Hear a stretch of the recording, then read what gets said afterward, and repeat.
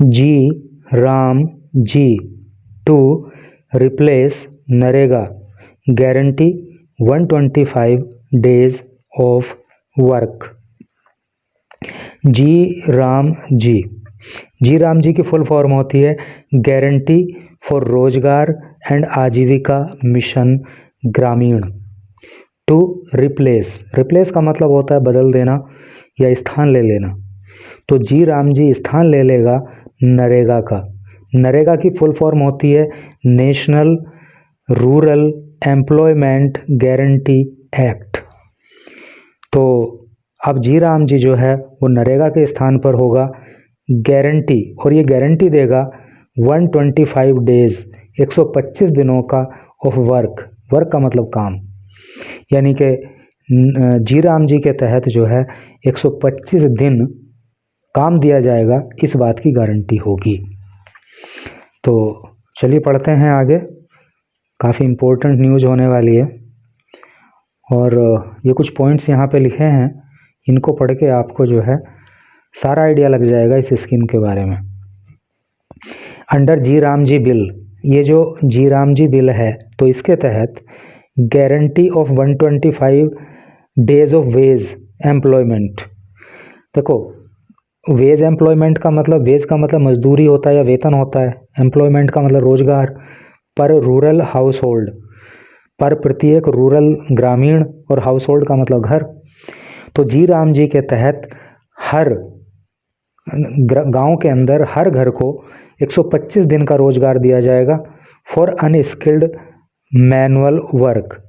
Unskilled का मतलब जो कुशल नहीं होते हैं, मैनुअल वर्क का मतलब होता है शारीरिक काम, यानी कि जो मजदूर अनस्किल्ड हैं, है नहीं, उनको कोई स्किल नहीं आती है, तो ऐसे लोगों को 125 दिन का रोजगार इस योजना के तहत एक साल में दिया जाएगा। इट वॉज 100 अंडर NREGS, इसका मतलब है national rural employment guarantee scheme. तो NREGS के तहत 100 दिन का रोजगार देने की गारंटी थी, और इस स्कीम के तहत 125 दिन का रोजगार देने की गारंटी जो है ग्रामीण क्षेत्र के लोगों को है, जो अनस्किल्ड लेबरर हैं, अकुशल मजदूर हैं।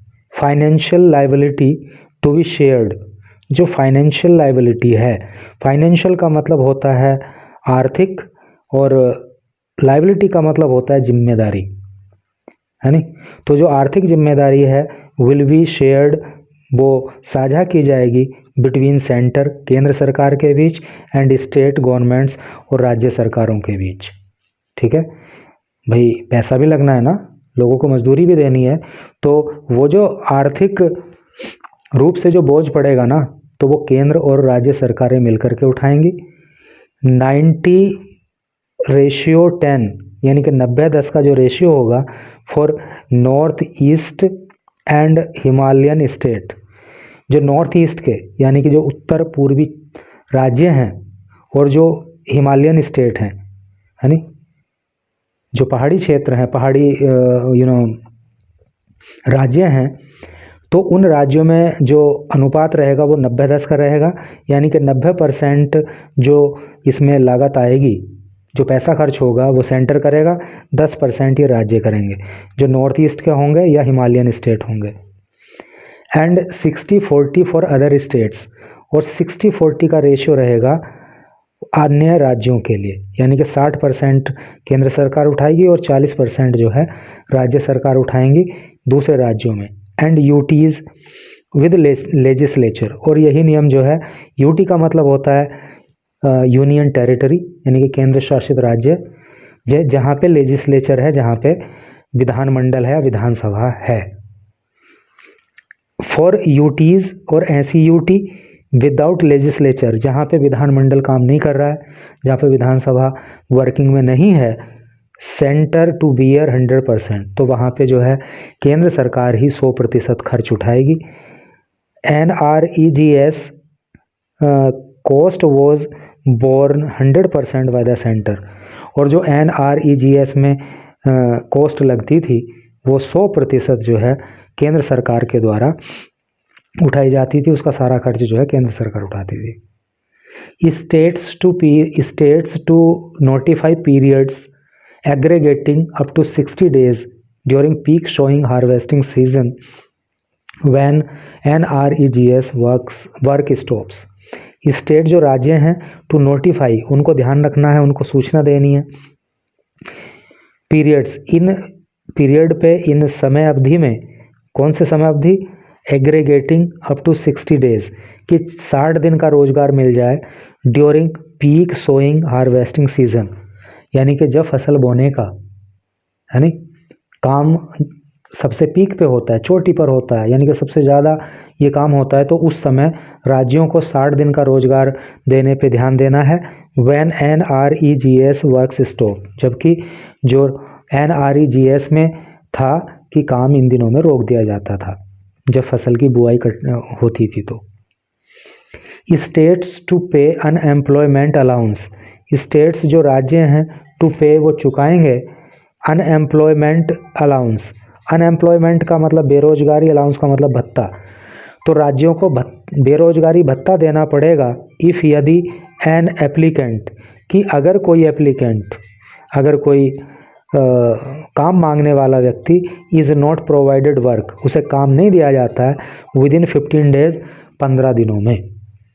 यानी कि किसी व्यक्ति ने, किसी मजदूर ने काम मांगा और उसको जी राम जी के तहत अगर 15 दिन के अंदर अंदर काम नहीं मिला तो बेरोजगारी भत्ता जो है राज्य सरकार को उन्हें देना पड़ेगा। NREGS was demand driven. Demand driven का मतलब मांग आधारित। तो ये जो स्कीम थी ये मांग आधारित थी। With union government bound to allocate more money, क्योंकि इस राज्य जो केंद्र सरकार थी उसी को एलोकेट करना पड़ता था, उसे ही देना पड़ता था अधिक पैसा। इफ़ डिमांड वॉज देयर, अगर कहीं से मांग आती थी किसी राज्य से। अंडर जी राम जी, और जी राम जी के तहत सेंटर टू डिटरमिन, सेंटर निर्धारित करेगा स्टेट वाइज एलोकेशन, कि किस स्टेट में कितना पैसा देना है टू ईच फिस्कल, प्रत्येक फिस्कल में। फिस्कल का मतलब होता है वित्तीय वर्ष, हर वित्तीय वर्ष में। ठीक है, तो मोटा मोटी आपको आइडिया हो गया कि भाई ये योजना क्या है। यहाँ लिखा है स्टेट टू शेयर, जो राज्य हैं या जो राज्य सरकारें हैं, टू शेयर वो साझा करेंगी फाइनेंशियल बर्डन, आर्थिक बोझ, अंडर स्कीम, इस स्कीम के तहत। यानी कि जी राम जी के तहत जो राज्य सरकारें हैं उन्हें भी आर्थिक बर्डन, आर्थिक बोझ इस योजना का उठाना पड़ेगा। Set to consign the Congress stamped MNREGA. Set to consign, consign का मतलब होता है सुपुर्द करना। द कांग्रेस स्टैम्प, कांग्रेस की ठप्पा लगी हुई मनरेगा को, टू हिस्ट्री, इतिहास में। कांग्रेस का ठप्पा लगी हुई मतलब कांग्रेस के द्वारा चलाई गई। तो कांग्रेस के द्वारा जो एक चलाई गई योजना थी जिसका नाम मनरेगा था, तो अब जो है उसे इतिहास के सुपुर्द करने का मन बना चुकी द मोदी गवर्नमेंट, जो मोदी सरकार है, विल अनवेल, वो उद्घाटन करेगी ए न्यू लॉ, एक नए कानून का, on guaranteed unskilled rural job. Guaranteed unskilled का मतलब है जो जिनके पास कोई स्किल नहीं होती है, रूरल जॉब ग्रामीण क्षेत्र में जॉब। तो एक नई योजना आएगी जो ग्रामीण क्षेत्रों में अनस्किल्ड लेबरर हैं उनको जॉब देगी। पहले मनरेगा देती थी, अब जी राम जी देगी। विद ए स्ट्रक्चर, और इसका स्ट्रक्चर ऐसा होगा, इस स्कीम का ढांचा ऐसा होगा that will shift the centre's financial burden to state, कि जिसमें जो केंद्र सरकार का फाइनेंशियल बर्डन है, जो आर्थिक बोझ है, वो शिफ्ट हो जाएगा किस पे? स्टेट पे। यानी कि अब केवल केंद्र सरकार को ही इसका बर्डन नहीं उठाना है, बल्कि राज्य सरकारों को भी आर्थिक बर्डन जो है इस योजना का, आर्थिक बोझ इस योजना का उठाना पड़ेगा। प्रोवाइड फिक्स बजट्स, और इसमें जो है फिक्स्ड बजट प्रोवाइड कराया जाएगा, उपलब्ध कराया जाएगा फॉर स्टेट, राज्यों के लिए, इन स्टीड ऑफ, के स्थान पर, द प्रेजेंट प्रैक्टिस, जो वर्तमान में प्रैक्टिस चलती है। यानी कि मनरेगा के थ्रू जो प्रैक्टिस चलती है, जो काम होता है, उसके स्थान पर जो है राज्य सरकारों को बजट प्रोवाइड कराया जाएगा। Of it being demand driven, क्योंकि वर्तमान में जो ये योजना है इसमें तो ये स्कीम डिमांड ड्रिवन है, मांग आधारित है। And annually pose the scheme, और एनुअली वार्षिक रूप से, पोज का मतलब रुकना, ये इस स्कीम और वार्षिक रूप से इस स्कीम को रोक दिया जाता है फॉर 2 मंथ्स, 2 महीने के लिए, ड्यूरिंग द एग्रीकल्चरल सेशन, जब खेतीबाड़ी का सत्र चलता है उस समय मनरेगा को 2 महीने के लिए रोक दिया जाता है।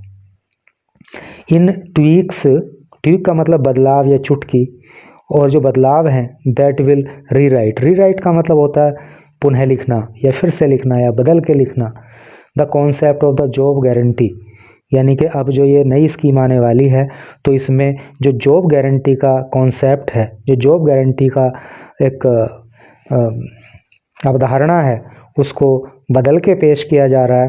From what has been known for last 2 decade, जिसको पिछले 2 दशकों से जाना जाता है। डिकेड का मतलब दशक।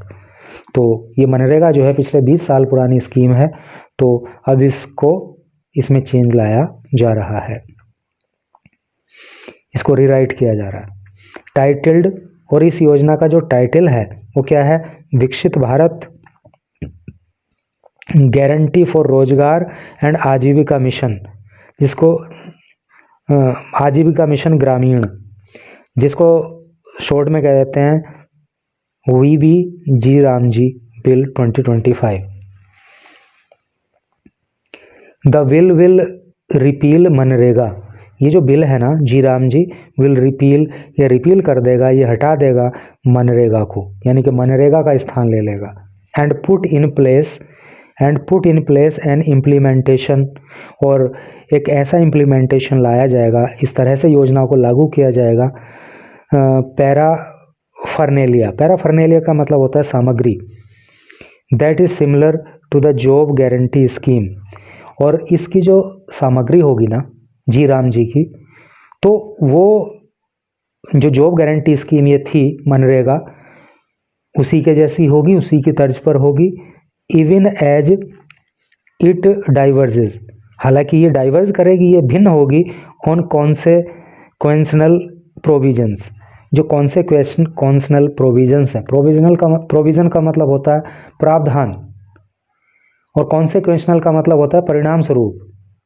तो कहने का मतलब यह है कि जो ये नया बिल है जी राम जी, तो इसका आधार तो वही है नी, जो मनरेगा का था, यानी कि लोगों को जो अनस्किल्ड लेबरर हैं गांव देहात में उनको रोजगार देना, लेकिन फिर भी इसके जो प्रोविज़न है वो भिन्न है।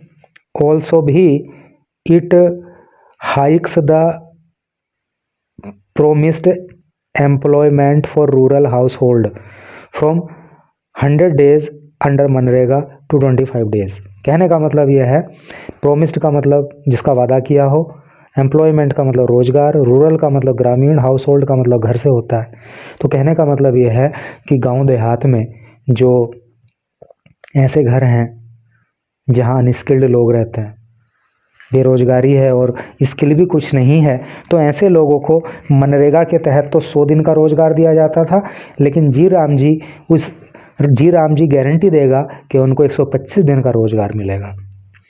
The bill set to draw protest, और ये जो बिल है, प्रोटेस्ट का मतलब होता है विरोध, तो इसको विरोध झेलना पड़ा फ्रॉम द ओपोजिशन, विपक्ष की ओर से, इन पार्लियामेंट, संसद में। वॉज नॉट टेबल्ड ऑन, और इसको टेबल नहीं किया जा सका, इसको पेश नहीं किया जा सका मंडे को, इवन तो यद्यपि इट वॉज लिस्टेड, हालांकि ये लिस्टेड था, यानी कि लिस्ट में शामिल था, in the Lok Sabha agenda, Lok Sabha के एजेंडा की। As per the proposed act, as per का मतलब होता है के अनुसार, प्रोपोज्ड एक्ट का मतलब ये जो प्रोपोज्ड एक्ट है, प्रस्तावित जो ये कानून है, इसके अनुसार द सेंटर विल बियर, जो केंद्र सरकार है वो बियर करेगी, वो सहन करेगी 60%, 60% ऑफ द कॉस्ट, लागत या कीमत, ऑफ द स्कीम, इस स्कीम की, अर्थात इस स्कीम को चलाने में जो पैसा खर्च होगा उसका 60% केंद्र सरकार वहन करेगी, वाइल जबकि स्टेट विल बियर, राज्य सरकारें वहन करेंगी द रिमेनिंग, बचा हुआ 40%। In case of north eastern state, in case of के मामले में जो नॉर्थ ईस्टर्न स्टेट हैं यानी कि जो उत्तर पूर्वी राज्य हैं, तो जैसे कि आसाम हो गया है नी, त्रिपुरा, मेघालय, अरुणाचल, वो सब नॉर्थ ईस्टर्न स्टेट हैं। एंड हिली स्टेट, और जो हिली स्टेट हैं जैसे उत्तराखंड है, हिमाचल प्रदेश है, उस तरह के जो राज्य हैं उत्तराखंड, हिमाचल प्रदेश एंड JNK, जम्मू और कश्मीर है। एंड फंड शेयरिंग, तो इनमें जो फंड शेयरिंग होगा between the centre and the state, राज्य और केंद्र सरकारों के बीच, विल बी 90-10, वो 90-10 का वहाँ पे रेशियो होगा।